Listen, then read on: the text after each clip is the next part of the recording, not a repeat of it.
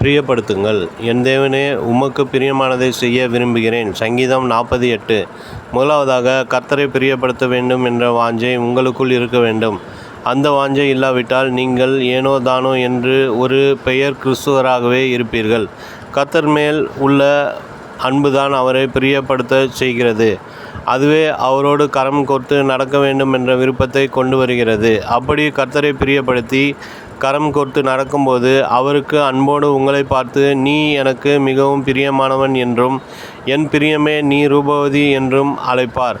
சாது சுந்தர் சிங் கர்த்தரோடு இணை பிரியாமல் நடந்தவர். அவருடைய வாழ்க்கையை முழுவதுமாக கர்த்தருக்கென்று அர்ப்பணித்தவர். ஒருமுறை அவரை ஒரு இளவரசன் அன்போடு தன்னுடைய அரண்மனைக்கு அழைத்து சென்றான்.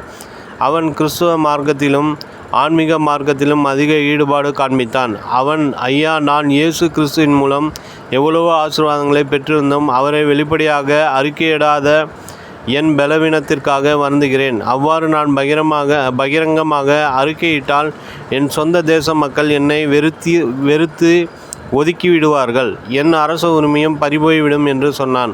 சாது சுந்தர் சிங் வாலிபனான அந்த இளவரசனை பார்த்து, நீங்கள் பூமியிலே வாழ்வது கொஞ்ச நாட்களே, ஆனால் பரலோகத்தில் வாழப்போவதோ நித்தியமானது. உலக ராஜ்யங்கள் சீக்கிரமாய் கவிழ்ந்து போகும், நித்திய ராஜ்யங்களோ என்றென்றைக்கும் நிலைத்து நிற்கும். நீங்கள் இந்த உலக வாழ்க்கையில் கிறிஸ்துவோடு கரம் பிடித்து நடந்தால் அவர் என்றென்றைக்கும் உங்களோடு கூட கரம் பிடித்து நடக்கும்படி ஒளிமயமான பரலோக ராஜ்யத்துக்குள் கொண்டு செல்வார். முதலாவது தேவனுடைய ராஜ்யத்தையும் அவருடைய நீதியையும் தேடுங்கள். மத்தேயு 6:33 என்று பதிலளித்தார். நீங்கள் தேவன் மேல் பிரியமும் மகிழ்ச்சியும் இருப்பதும் தேவன் உங்கள் மேல் பிரியமும் மகிழ்ச்சியுமாய் இருப்பதும் தான் கிறிஸ்துவ வாழ்க்கையின் உன்னதமான அனுபவம். அப்படி நீங்கள் வாழும்போது வேதத்தின் ஒவ்வொரு வசனமும் உங்களுக்கு சுவையுள்ளதாகவும் தேனிலும் தெளித்தேனிலும் மதுரமுள்ளதாகவும் விளங்கும். சங்கீதக்காரர் சொல்கிறார், கர்த்தருடைய வேதத்தில் பிரியமாய் இருந்து இரவும் பகலும் அவருடைய வேதத்தில் தியானமாய் இருக்கிற மனுஷன் பாக்கியவான். சங்கீதம் 1:2.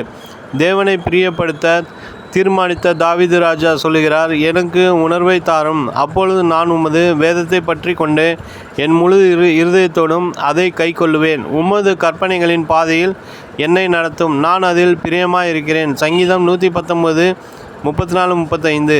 தேவ பிள்ளைகளே, கர்த்தரை பிரியப்படுத்த விருப்பம் கொண்டிருக்கும் போது சபை கூடுதலும் ஆலய ஆராதனையும் கூட உங்களுக்கு மகிழ்ச்சியின் அனுபவங்களாய் இருக்கும்.